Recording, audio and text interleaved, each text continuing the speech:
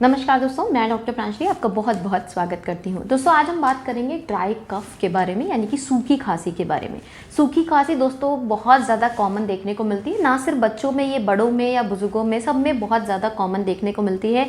तो आज हम जानेंगे कि ये ड्राई कफ यानी कि सूखी खांसी क्यों होती है, क्या इनके पीछे ऐसे कारण हैं जिससे आपको बार बार सूखी खांसी होने के एपिसोड्स देखने को मिलते हैं, और ऐसा कौन सी होम्योपैथिक मेडिसिन हैं जिनका प्रयोग करके अपने ड्राई कफ की परेशानी को ठीक कर सकते हैं। तो दोस्तों ये वीडियो आपके लिए बहुत ज़्यादा इन्फॉर्मेटिव है, आप इसको अंत तक ज़रूर देखें और मेरे साथ बने रहें दोस्तों। तो चलिए शुरू करते हैं।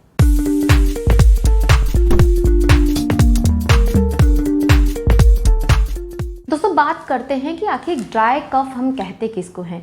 कफिंग एक तरह का दोस्तों हमारे शरीर का रिफ्लेक्स है जो हमारे गले में कुछ ऐसे टिंगलिंग सेंसेशन या किसी पर्टिकुलर कारण की वजह से होता है।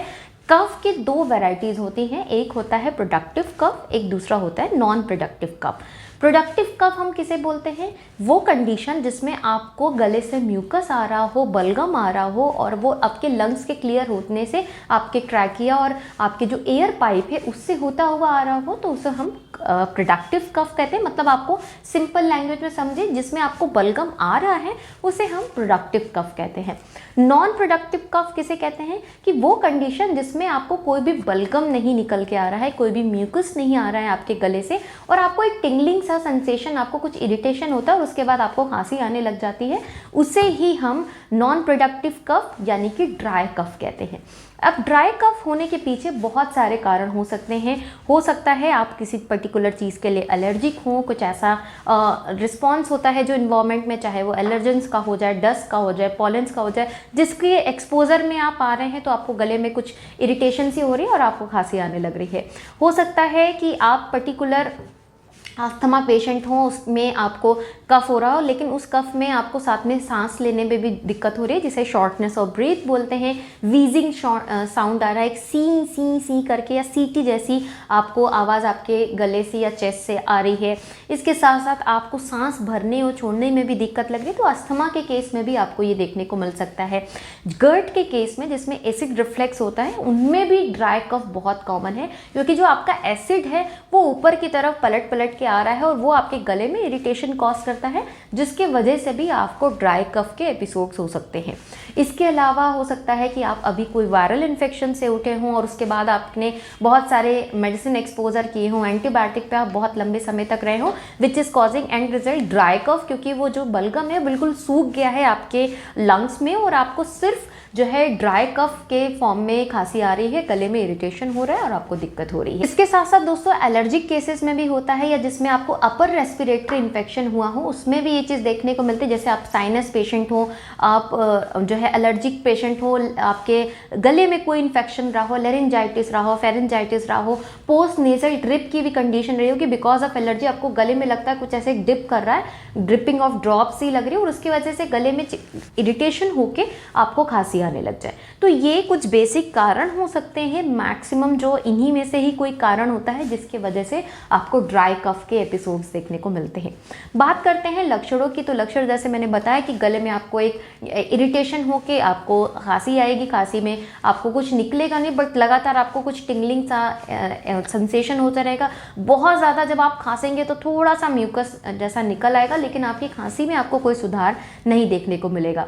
इसके साथ साथ आपको लगातार ड्राई कफ होने की वजह से जो चेस्ट है, जो सीने हैं, उसमें आपको पेन मिल सकता है, आपके रिब्स में आपको डिफ़िकल्टी या जो है पेन महसूस हो सकता है। बहुत ज़्यादा आपके अंदर से आपको वीजिंग या सीटी जैसे साउंड देखने को मिल सकते हैं। शॉर्टनेस ऑफ ब्रीथ महसूस हो सकती है, आपको बहुत अनईजीनेस लग सकता है, आपको कभी कभी सफोकेटिंग सा भी लग सकता है। तो ऐसे सिम्टम्स आपको देखने को मिल सकते हैं। अब बात करते हैं होम्योपैथिक मेडिसिन के बारे में कि आप कौन सी ऐसी होम्योपैथिक मेडिसिन है जिसका प्रयोग करके अपने ड्राई कफ को ठीक कर सकते हैं। आज मैं आपको अगेन एक बहुत ही अच्छा कॉम्बिनेशन बताने वाली हूँ जो आपको dry cough, even whooping cough जिसको आप हिंदी में कुकुड़ खांसी बोलते हैं, बहुत सीवियर खांसी पे भी बहुत अच्छा काम करती है।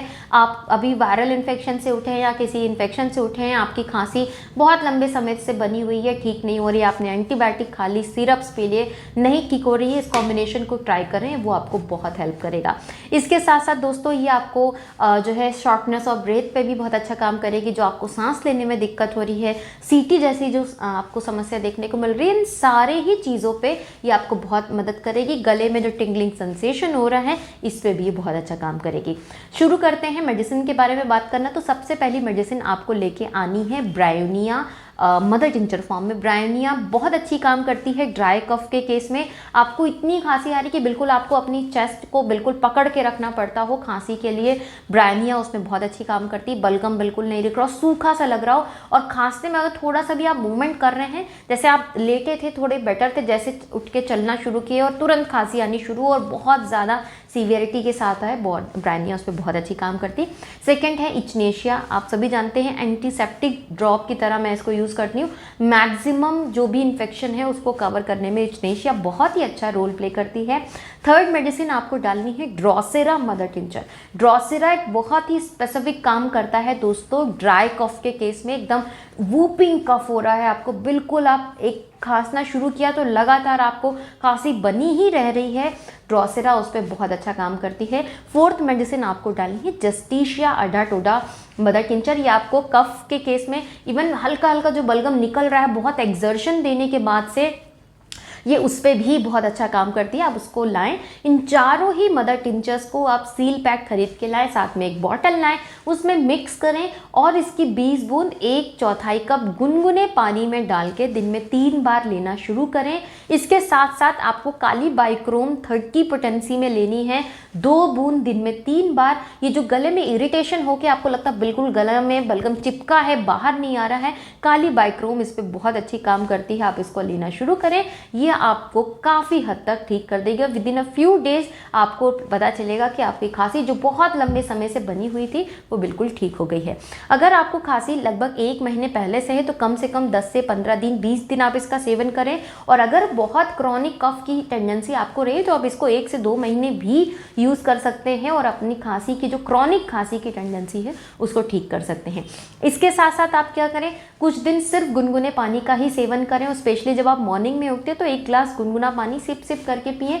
सेकंड, दिन में कम से कम 2 बार सादे पानी से भाप लीजिए ताकि जो कंजेशन या थ्रोट इरिटेशन वाली कंडीशन है वो भी रिजॉल्व हो। बहुत ज़्यादा तेल मसाले या एसिड वाली चीज़ें नहीं खाएं जिससे आपको गर्ड वाली जो एसिडिटी के एपिसोड्स है उसके वजह से जो गले में खराश या खांसी हो रही है उसके एपिसोड्स कम हो। तो अगर इन चीज़ों का भी ध्यान रखिए, साथ में आप दवाओं का सेवन करेंगे, बहुत जल्द आपकी खांसी पूरी तरह से ठीक हो जाएगी। तो आशा करती हूँ दोस्तों ये वीडियो आपको अच्छा लगा होगा। वीडियो पसंद आया है तो प्लीज़ इसको ज़रूर लाइक करें, शेयर करें दोस्तों ज़्यादा से ज़्यादा फ्रेंड्स, फैमिली मेम्बर्स और रिलेटिव्स के साथ। और अभी तक अगर आपने चैनल को नहीं सब्सक्राइब किया है तो प्लीज़ चैनल ज़रूर सब्सक्राइब करें। मिलती हूँ इसी तरह के इन्फॉर्मेटिव वीडियोज़ के साथ, तब तक के लिए thank you so much. Stay safe and healthy.